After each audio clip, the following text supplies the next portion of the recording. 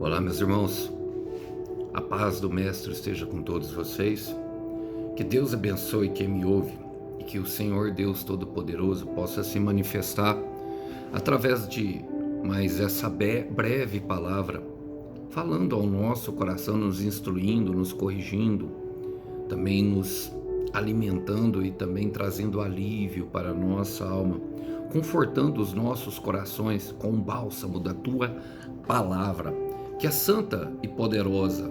Vamos lá? O texto hoje para nossa breve reflexão encontra-se no Evangelho de Jesus Cristo. Quero ler com vocês o capítulo 4 e o verso é o 10 em diante. Diz assim: Jesus respondeu: se ao menos você soubesse que presente Deus tem para você e com quem está falando, você me pediria e eu lhe daria água viva. Mas você não tem corda, nem balde, e o poço é muito fundo, disse ela. De onde tiraria a água viva? Além do mais, você se considera mais importante do que nosso antepassado Jacó, que nos deu esse poço. Como pode oferecer água melhor que esta que Jacó e seus filhos e seus animais bebiam? Jesus respondeu: quem bebe dessa água logo terá sede outra vez, mas quem bebe da água que eu lhe dou, nunca mais, nunca mais, nunca mais terá sede. Ela se torna uma fonte que brota dentro dele e lhe dá a vida eterna. Glória a Deus, irmãos. Eu ministrei esse texto em uma das lives e o Senhor trouxe ele novamente. E eu creio mesmo que é resposta aos nossos corações de algo que o Senhor está querendo que nós acessemos de forma mais profunda, de forma mais contundente, a fim de acessar ele, a fim de acessar essa água viva, essa água que dá alívio. O Senhor Jesus encontrou essa mulher no tanque de Samaria. Era por volta do meio-dia, a palavra fala. E pelo que parece, era recorrente, porque o Senhor Jesus era claro e evidente o propósito dele de ter um encontro sozinho com ela. Para quê? Para tratar do coração dessa mulher. Essa mulher costumeiramente estava ali, o que era um horário de almoço, irmãos.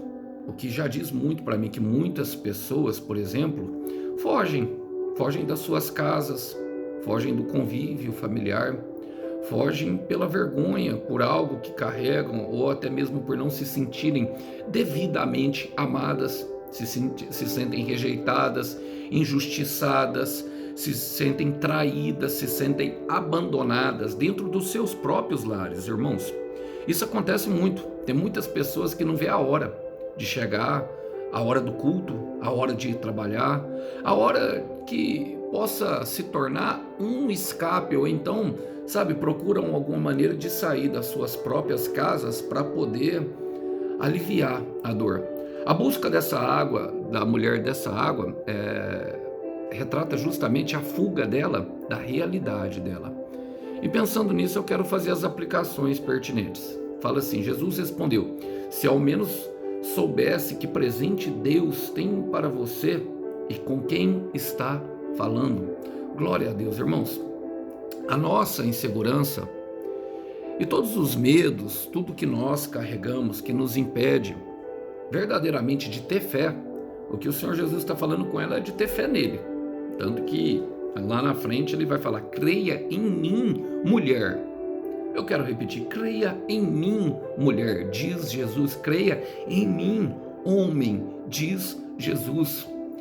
A insegurança começa do ponto de não termos a mínima ideia. A mínima ideia do quê? Olha o que ele fala, irmãos. Se ao menos você soubesse, primeiro, o presente que Deus tem, a bênção. Está falando da bênção, irmão. E logicamente com essa mulher aqui eu não tenho dúvida nenhuma que é sobre marido, porque ele vai tratar com ela depois que ele educadamente entra no assunto da água. Ele pede água para ela, ele pede algo primeiro para ela, e ele continua falando assim, e com quem está falando? Ou seja, não temos conhecimento do Filho, não temos conhecimento de Deus, não temos, irmãos, e por não termos conhecimento, acabamos nos deparando com tristes realidades, como por exemplo, buscar água no fundo de um poço, buscar subterfúgios para nossa alma, No deserto que se tem muita sede, meu irmão, muitas vezes a água é o crack. No deserto que tem muita sede, meu irmão, muitas vezes a água é a pornografia. No deserto que se tem muita sede, às vezes a água é o trabalho. No deserto que tem muita sede, às vezes a água é a religião. No deserto que se tem muita sede, às vezes a água é se deixar o seu corpo livre para que outros vejam, ou instrumento de sexo, como por exemplo era o caso dessa mulher, com qualquer um que oferecesse o mínimo carinho. E a palavra diz em Romanos capítulo 4, versículo 17, como dizem as escrituras sagradas, falando sobre Abraão e a promessa: eu fiz de você o pai de muitas nações. Assim a promessa depende de Deus, em quem Abraão creu, o Deus que ressuscita os mortos e faz o que exista, o que faz com que exista o que não existia. Ele traz a existência, chamando a existência coisas que existem hoje de coisa aonde não existia. Então, às vezes nós não temos a mínima ideia de quem é o nosso Deus, e por isso nos entregamos, irmão. Por isso nos entregamos, minha irmã, aquilo que oferece uma mínima segurança. Olha, a palavra diz: você me pediria e eu lhe daria. Jesus chegou pedindo água para ela, irmão. E normalmente Deus, ele é assim, irmão. Ele sempre vai nos pedir algo, ele vai requerer algo, que nós entreguemos algo nosso para ele, para que serve até como oferta, para que ele venha nos dar aquilo que ele quer nos dar, irmão. Sabe por quê, meu irmão? Quem conhece, pede. Quem conhece, pede e recebe. Mateus 7, versículo 7. Peçam e receberão. Busquem e encontrarão. Batam e se abrirá todas as portas. Olha, a palavra vai dizer no versículo 11, agora a mulher, porque ela estranhou o fato dele ser judeu e ela samaritana, e nós devemos lembrar o fato de que Jesus era homem, irmão, e jovem, embora a Bíblia diz que nele não havia formosura. Mas todos os homens que chegavam perto dessa mulher aqui, eu creio que chegavam com a intenção clara, meu irmão, de conseguir dela. A mulher, quando vai tendo essa característica de muitos relacionamentos, ela é chamada de uma mulher rodada. E isso, no mundo masculino, gera a ideia de facilidade. Um sexo fácil, irmãos. Traduzindo bem em forma. Eu estou falando porque eu sou homem e eu convivo no meio de muitas conversas e creio que até as mulheres já sabem disso. Não precisa... Aqui nós estamos falando sobre coisas maduras, coisas adultas, irmãos. Agora, existem homens respeitosos, existem homens que conseguem tratar uma mulher como o Senhor Jesus, como uma rosa do jardim dele. E é isso exatamente que ele está fazendo. E ela fala assim, ó, mas você não tem corda nem balde, e o poço é muito fundo, diz ela. De onde você tiraria essa água viva? Ó, de onde você tiraria essa água viva? Vamos entrar, irmão, no conceito da água viva e água morta. A água morta era água parada, irmãos. Era justamente uma água que ficava empoçada, entulhada. A água viva era uma água que nunca cessava, de fontes, de rios e de chuvas naquele contexto. Então era uma água que nunca iria se acabar. E aqui a gente percebe, meu irmão, que os olhos que não conseguem enxergar, sabe, a pessoa que está na escuridão, a pessoa que vive em trevas, os olhos que não conseguem enxergar o mestre, não conseguem enxergar a luz do mundo, o que acontece? Começa a produzir justificativas. Ela começa a justificar, como você pode me dar? É eu que tenho o balde, entendeu? E aí ela se apega naquilo que ela tem. Ela se apega justamente naquilo que traz um conforto para ela. O balde aqui, o cântaro, meu irmão, representa, quando ela vai pregar a palavra, ela deixa o cântaro para trás. Representa justamente aquilo que ela se agarra para ter o mínimo de segurança diante de toda a dor que tem dentro do coração dela. O balde, ela conhece muito bem o fundo do poço. Ela fala, o poço é fundo, ela conhece a fundura do poço, irmão. Então ela começa a justificar, ela fala assim, ó, mas de onde você tiraria água viva? Ela começa a justificar que é ela que tem o controle da situação dela. Você percebe? Pessoas assim, irmão, elas têm uma dificuldade muito grande de se entregar ao Senhor. Pessoas que se justificam perante ao Senhor. Porque quando nós nos justificamos perante ao Senhor, Ele não tem como nos justificar, irmão. E se Ele nos pede algo, é porque Ele quer nos dar algo muito melhor. A palavra diz em Provérbios 14, versículo 8, o seguinte: um homem prudente, um homem cuidadoso, um homem sábio, sabe julgar os fatos da vida. Mas a mente do tolo é cheia de ilusões e enganosa. E uma mente que se ilude, que se engana, meu irmão, ela sempre terá uma justificativa por causa daquilo que ela fez. Sempre se justificará, irmão. Sempre, sempre, sempre, sempre. Sempre terá uma justificativa. E na nossa caminhada cristã, irmão, eu vou ser bem simples e categórico. Não tem ninguém que possa te justificar diante de Deus a não ser Jesus. Eu quero repetir, não tem ninguém que possa nos justificar diante de Deus a não ser Jesus. Jesus é a nossa justiça. A nossa justiça se fez na cruz. Quando nós justificamos, nós negamos a cruz. É bem simples. Olha, no versículo 12, ela vai falar: além do mais, você se considera mais importante que nosso antepassado Jacó, que nos deu esse poço. E agora nós aqui precisamos extrair o que está no profundo do coração dessa mulher. Por quê, irmão?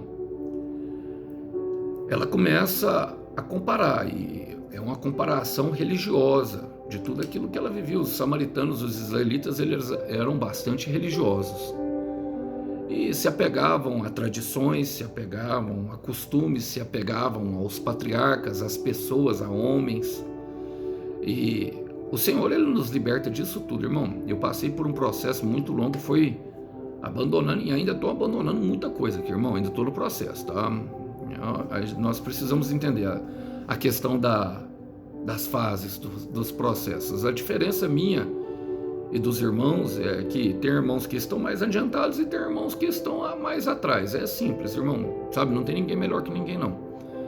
Mas a escuridão que nós vivemos, daquilo que nós nos apegamos, as trevas produzidas pelo nosso pecado, e Jesus está libertando essa mulher do pecado dela. O que produz em nós? Provoca em nós comparações. E toda comparação vai gerar reclamação, irmão. Toda comparação vai trazer uma insatisfação no nosso coração. A insatisfação, ela é uma característica luciferiana. Ele ficou insatisfeito com o seu propósito de seu quarto, falou: vou subir até o mais alto céu e ser como Deus. Ele não queria ser o quarto no céu, ele queria ser o primeiro. E nós precisamos chegar a entender e a aprender, como Paulo diz: aprendi a estar contente em toda e qualquer situação. Filipenses 4:11. Toda e qualquer situação eu aprendi. Nós precisamos aprender, é um aprendizado, irmão, de gratidão no nosso coração, porque a escuridão ela vai provocar em nosso coração, irmão, muitas vezes comparações. E você quer um combustível perigoso para isso? Redes sociais, irmãos. As redes sociais, nós começamos a olhar corpos bonitos, sabe? A ditadura hoje da moda traça padrões sobre medidas, que é o que essa mulher está trazendo para Jesus. Você é maior do que Jacó. Você percebe ela falando isso? Você é maior do que nosso pai Jacó.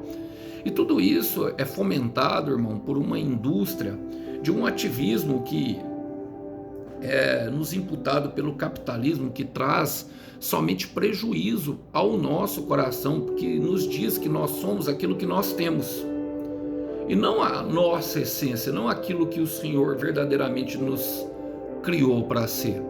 E nesse momento nós começamos, irmãos, a ter problemas, porque começamos a ver outras coisas e e aí buscar ter relacionamentos com pessoas assim que normalmente investem no corpo, mas a mente é vazia. Eu quero repetir, investem no corpo, mas a mente é vazia, e vai provocando cada vez mais comparações. Lembramos de uma vida anterior lá atrás, nos tornamos escravos do passado, ficamos presos a sentimentos ruins e consequentemente, meu irmão, começamos a produzir dentro de nós e dentro da nossa vida, gerando círculos repetitivos.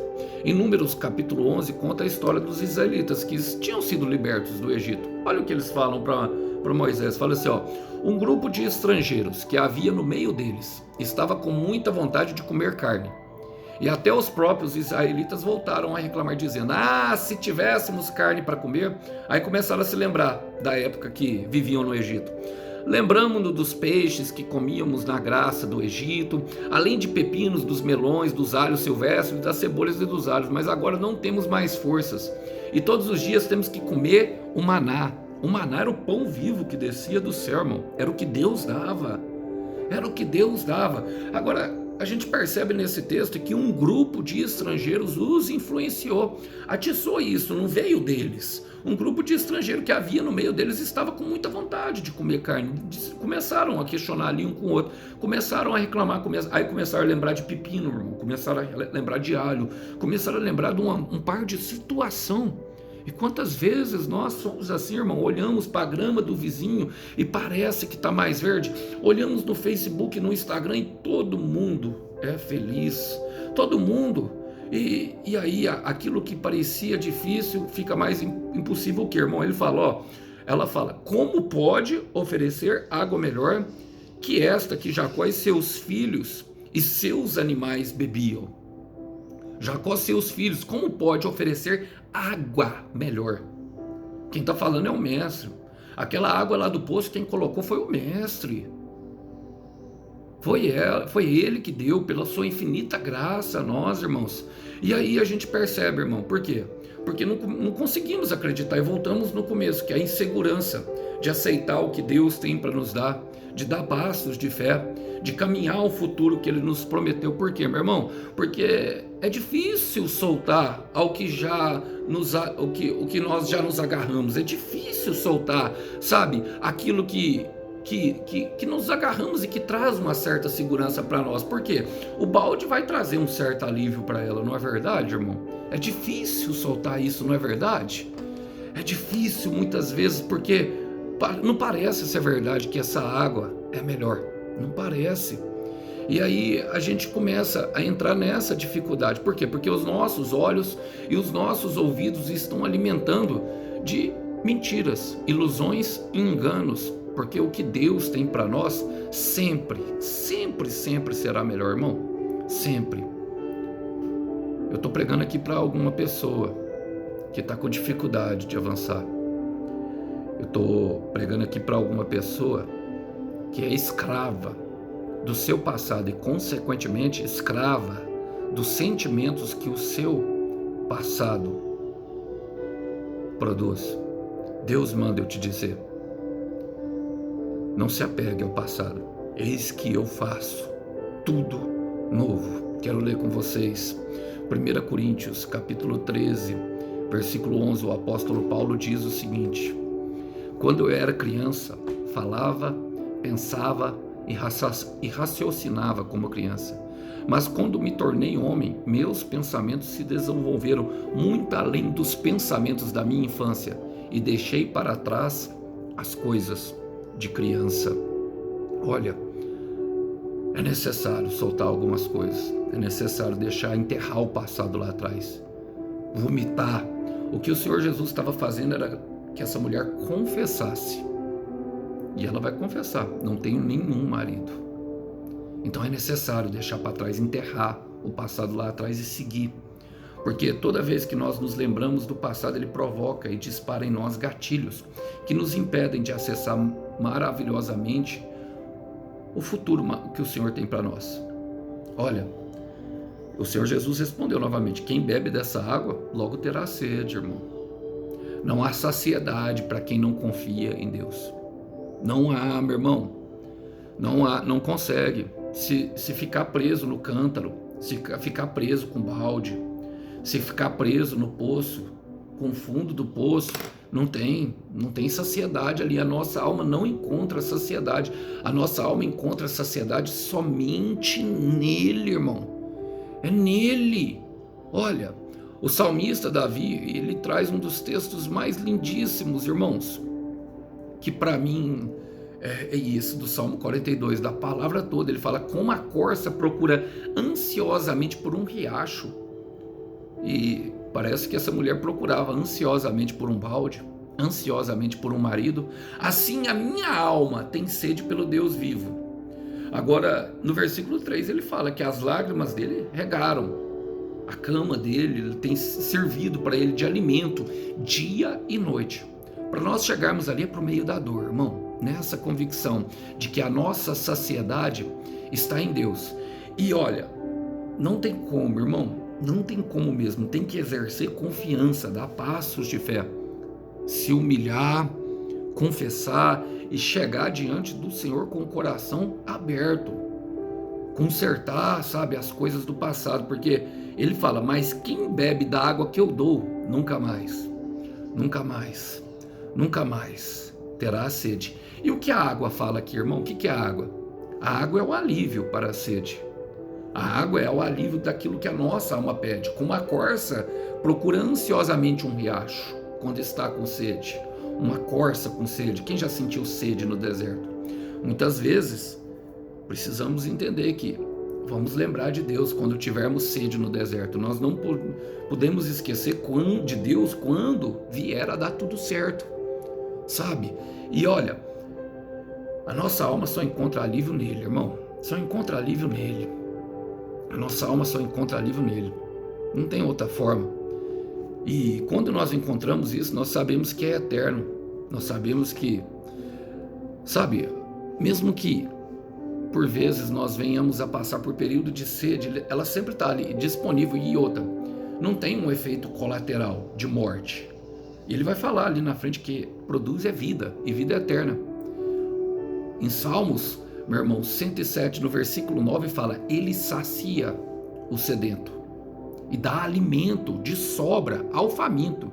E é o que ele promete. Na sequência ele fala: ela se torna uma fonte que brota dentro dele. O que vai acontecer, irmão? O alívio vai nascer de dentro da pessoa. E a fonte fala justamente da água viva, de que brota e não para. Vocês já viram a nascente de um rio? A gente não sabe se explicar, porque é obra maravilhosa de Deus, irmão, mas sempre tem água lá. Eu quero repetir, sempre tem água lá. Vocês já beberam uma água mineral? O quanto é diferente dessa água que nós bebemos dentro da cidade? É muito melhor, nem se compara. Nem se compara, irmão. Então vai brotar para sempre do seu interior, irmão. Vai brotar para sempre do seu interior. Para quê? Para que você possa dar para os outros também. Você vai se tornar uma fonte. Assim como Jesus está sendo fonte, existem pessoas que são fontes. E essas pessoas podem oferecer essa água viva. Existem 7.000 que, como eu disse, que não se dobraram a Baal. E eu quero terminar com você, meu irmão. Eu quero terminar com você, minha irmã, dizendo para você entregar o seu caminho totalmente ao Senhor. Essa mulher, a dificuldade dela era justamente essa. Era de confiar que Jesus poderia, de que se ela abandonasse o passado dela, Jesus poderia dar um futuro para ela maravilhoso de glória. Mas o Senhor tem sim, tem. Mas enquanto nós estivermos apegados às coisas do passado, jamais teríamos acesso ao que o Senhor tem para nós, que está lá na frente. Não tem como. E para isso vai ser necessário falar com alguém, vai ser necessário falar com um presbítero, vai ser necessário, sabe, confessar muita coisa que nós temos vergonha. Como, por exemplo, essa mulher: não tenho marido. Sabe, vai ser necessário passar por um processo de humilhação. E agora, quando isso acontece, e como Jesus, tem muitas pessoas por aí que não tecem julgamento e que estão com o coração disponível, irmão. A única intenção de Jesus para com essa mulher era qual? Vocês percebem? Era ajudar, irmão. Era ajudar. Ela chegou toda armada. sabe, toda... Mas Jesus só queria, e carinhosamente ele foi cuidando dela. E é assim, nós precisamos encontrar com as pessoas assim. E eu quero terminar com Isaías 44, versículo 3, que fala: eu lhe darei água para matar a sede e para regar os campos secos. Não só para trazer alívio, mas para frutificar aonde teve sequidão em nossa vida. Derramarei o meu espírito e as minhas bênçãos sobre os seus futuros filhos. Ou seja, a nossa posteridade está garantida na mão do Senhor. Saiba, irmão, saiba, minha irmã, que o Cordeiro tem sim exaltação para quem se humilha e uma recompensa para um sacrifício de fidelidade e de verdade. Que Deus abençoe os irmãos, que os irmãos possam ficar com essa breve mensagem.